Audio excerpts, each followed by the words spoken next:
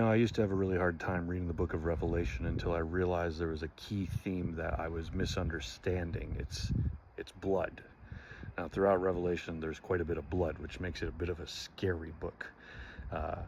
For most people, when you read it, you're thinking, well, Jesus died on the cross, shed his own blood for us out of love, but when he comes back, he just has a complete character shift, and now he's out for blood.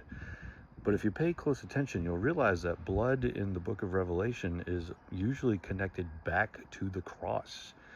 That Jesus, when he's spotted in heaven, he looks like a slain lamb bleeding his own self-sacrificial loving blood. Now, a lot of people are like, no, he's a lion. But John only ever hears the lion. When he kind of makes his way through the crowd to see what the lion looks like, he sees instead a lamb.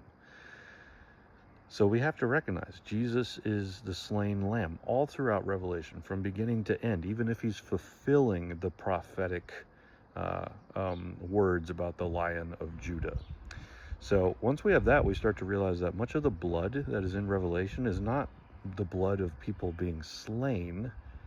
It's the blood of God's people suffering martyrdom, taking up their own crosses, and out of their own self-sacrificial love and mimicking of Jesus's self-sacrificial love, they are continuing to bring about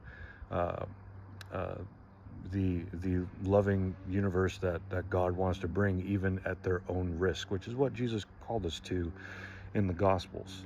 And once you catch that, you realize too, like the sword that Jesus is wielding, it's not like he's come to just like slay everybody. His sword is his tongue. It's his judgments. What he says goes. He spoke this world into existence. He can speak it out of existence, things like that.